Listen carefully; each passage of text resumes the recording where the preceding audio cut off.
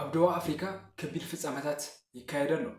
በዚ ምኽንያት ድማ ናይጀርያ ዜጋታታ ካብ ደቡብ ኣፍሪካ ክተውፅእ ትዳሎ ኣላ። በቲ ኣብ ደቡብ ኣፍሪካ ዝካየድ ዘሎ ንኣፍሪካውያን ስደተኛታት ዕላማ ዝገበረ መጥቃዕትታትን ስጋኣት ናይጀርያ ዜጋታታ ንምውፃእ ውጥን ከም ዘውፅአት ኣፍሊጣ። ሚኒስተር ጉዳያት ወፃኢ እታ ምዕራብ ኣፍሪካዊት ሃገር ቢያንካ ኦዱማግቡ ከም ዝበለቶ ዛጊድ 130 ሰባት ካብ ደቡብ ኣፍሪካ ንምውፃእ ተመዝጊቦም ኣለዉ። ፕሬዚደንት ቦላ ትንቡ ነቲ ኣብ ደቡብ ኣፍሪካ ኣብ ልዕሊ ወፃእተኛታት ዝካየድ ዘሎ ጽልኢት ወፃእተኛታት ዘረባታትን ጽልኢት ፀረ ስደተኛታት ዝኾነ ተኳሳሒ መግለፂታትን ዝደረኾ ጎንፂ ከም ዝኾነ እውን እታ ሚኒስተር ኣመልኪታ። በቲ ኩነታት ዝተቆጥዐት ኣቡጃ ንኣምባሳደር ፕሪቶርያ ኣብ ናይጀርያ ብምጽዋዕ ተቃውሞታታ ገሊጻ ኣላ። ኣብ ደቡብ ኣፍሪካ ንወፃእተኛታት ብፍላይ ንኣፍሪካውያን ስደተኛታት ዕላማ ዝገበረ መጥቃዕትታትን ጎስጓሳትን ክግበር ምጽንሑ ይፍለጥ። ብዙሓት ሓተት ዕቋን ዝርከብዎም ስደተኛታት እውን ግዳይ ሞት ኮይኖም እዮም። ኣብዚ ቀረባ መዓልቲ ድማ ኣንጻር ስደተኛታት ጎስጓስ ክካየድ ቀኒሎ።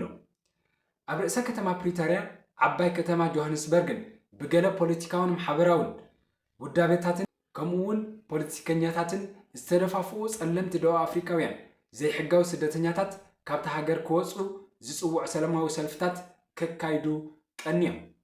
እንተኾነ ኣብታ ሃገር ዘሎ ጽልኢ ስደተኛታት ዜኖፎብያ ናብቶም ወግዓዊ ሰነድ ዘይብሎም ስደተኛታት ጥራይ ዘቕንዐ ኣይኮነን።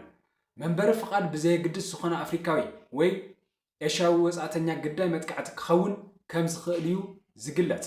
ብኣማኢት ኣሽሓት ዝቑጸሩ ሓተት ዕቋን ተቐባልነት ዝረኸቡ ስደተኛታትን ኣብ ደቡብ ኣፍሪካ ከም ዘለዉ ይንገር። መራኸቢ ኩናትን ንግድን ብደገፍ ሓይልታት ኣሜሪካ ብመፃወቦ ሆርሙዝ ከም ዝሓልፍ ዝሕብር መግለፂ ሰራዊት ኣሜሪካ ጠቕሊሉ ቁኑዕ ኣይኮነን ክትብል ኢራን ምላሽ ሂባትሉ። ኣቕድም ኣቢሉ ማእኸላይ እዚ ሰራዊት ኣሜሪካ ክልተ ባንዴራ ኣሜሪካ ዝሰቐላ መራኸቢ ንግዲ በቲ መፃወቦ ከም ዝሓለፋ ገሊጹ ነይሩ። ሓይልታት ሓለዋ እስላማዊ ሰውራ ኢራንን ኣብ ዘውፅኦ መግለፂ ሰራዊት ኣሜሪካ ዝሃቦ ሓበሬታ ውፅእ ሓሶት እዩ ክብሉ ፀዊዖም። መራኸቢ ንግዲ ይኹን ነዳዲ በቲ ወሽመጥ ከም ዘይሓለፉን ብመንገዲ መንግስታዊ ማዕኸን ዜና ዝወፀ ካልእ ሓበሬታ የርድእ። ብዘይካዚ ዲስተሪየስ ዝተባሃላ መራኸቢ ሓይሊ ባሕሪ ኣሜሪካ እውን በቲ መፃወ ሓሊፈንን ናብ ወሽመጥ ኣትየን ከም ዘለዋን ዋሽንግተን ሓቢራ። ሰራዊት ኢራን ብወገኑ ኣብ ዝሃቦ መብርሂ ናብ ኣንፈት ናይተን ራዳር ብምጥፋእ ክሓልፋ ዝፈተና መራኽብ ኩናት ኣሜሪካ ናይ መጠንቀቕታ ጥይት ከም ዝተኮሰ ኣፍሊጡ።